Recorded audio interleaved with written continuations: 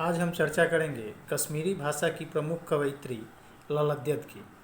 ललद्यद का जन्म सन 1320 ईस्वी के आसपास कश्मीर के पामपोर में सिमपुरा गांव में हुआ था।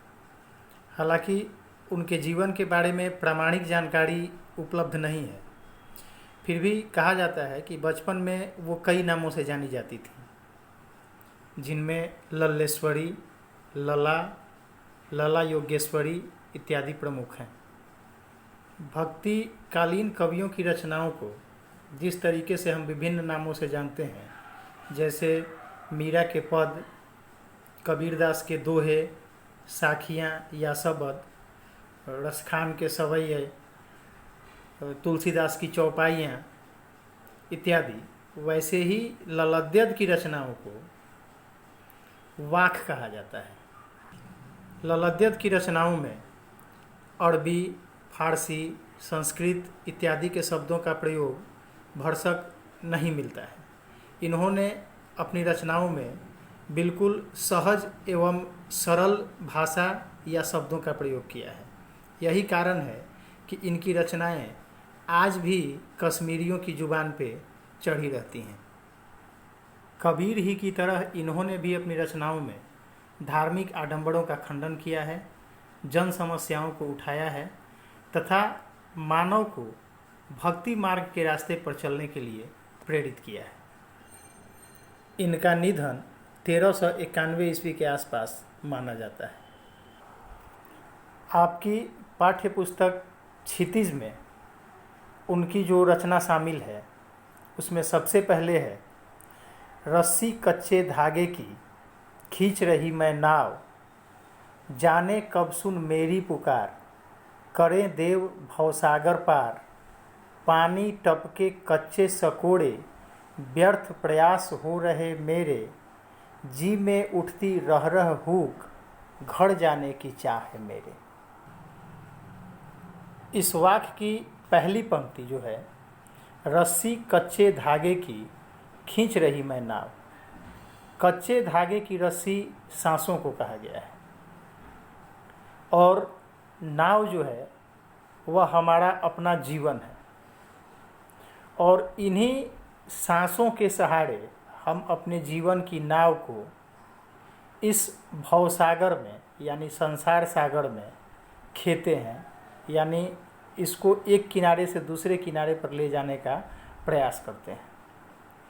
कच्चे धागे की रस्सी सांसों को इसलिए कहा गया है कि हमारे सांसों की रस्सी कब टूट जाएगी ये कहा नहीं जा सकता है। हम भले ही घड़ी में अलार्म लगा करके सोते हैं कि हम सुबह 4 बजे या 5 बजे जगेंगे, लेकिन ये हमारे मन की संतुष्टि है कि हम ऐसा मानते हैं। कोई ज़रूरी नहीं है कि अगली सुबह 5 बजे तक हमारा जीवन रहेगा। यह सांसों की डोर कब टूट जाएगी इसका कोई भरोसा नहीं है। तो इसीलिए कवयित्री कह रही हैं कि रस्सी कच्चे धागे की खींच रही मैं नाव, जाने कब सुन मेरी पुकार, करे देव भवसागर पार। ईश्वर पता नहीं कब हमारी विनती सुनेंगे, हमारी अर्जी सुनेंगे और हमको इस भवसागर से पार करेंगे। पानी टपके कच्चे सकोड़े, व्यर्थ प्रयास हो रहे मेरे। सकोड़ा मिट्टी के कच्चे बर्तन को कहा जाता है। तो कवयित्री का मानना है कि हमारे जीवन में हमारे द्वारा जो भी प्रयास किए जाते हैं, ईश्वर को हमारे अच्छे कर्म पसंद हैं। हम झूठ नहीं बोलें, सच का रास्ता अपनाएं, हम पाप से बचें, पुण्य करें, हम दीन दुखियों की सहायता करें। ये सारे अच्छे कर्म ईश्वर को पसंद हैं और मनुष्य एक समय आता है जब इनके प्रति उसका जुड़ाव होता है। हमारे जीवन को हमारे बड़े बुजुर्गों ने 4 पनों में बांटा है, जिसमें कहा जाता है कि तीसरा पन जब आता है, या तीसरा छोड़ दीजिए, चौथा पन जब आता है, तब इंसान का जुड़ाव ईश्वर से ज़्यादा होता है और उसी समय वह अधिकाधिक पुण्य कर्म करना चाहता है।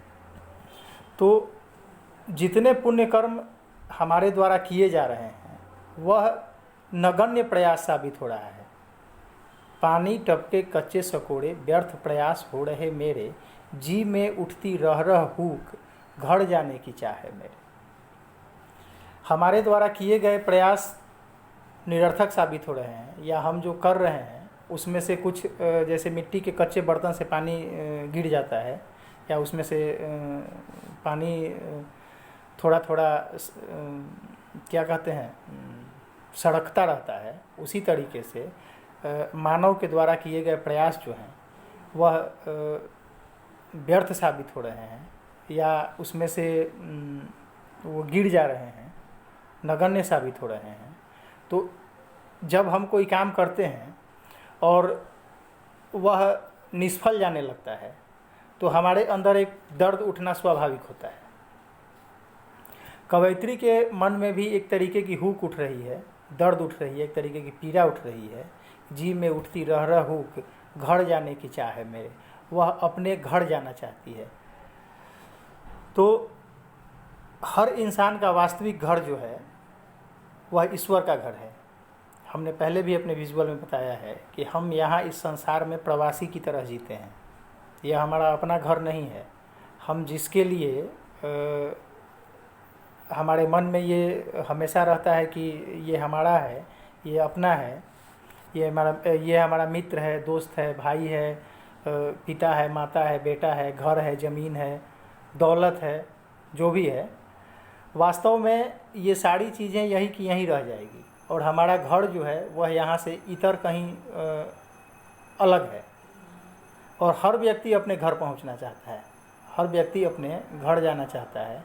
कोरोना काल में आपने देखा होगा कि कैसे दिल्ली से, गुजरात से, सूरत से, मुंबई से, कई बड़े बड़े शहरों से लोग पैदल चल करके अपने गांव की तरफ आ रहे थे। तो अपने घर पहुंच करके आदमी अपने आप को सुरक्षित भी महसूस करता है। कवयित्री के मन में भी घर जाने की चाह है, वह अपने घर पहुंचना चाहती है। इसके लिए वो प्रयास कर रही है, पुण्य कर्म कर रही है, लेकिन वो नगण्य साबित हो रहे हैं। और यही कारण है कि उसके मन में एक दर्द सा उठ रहा है।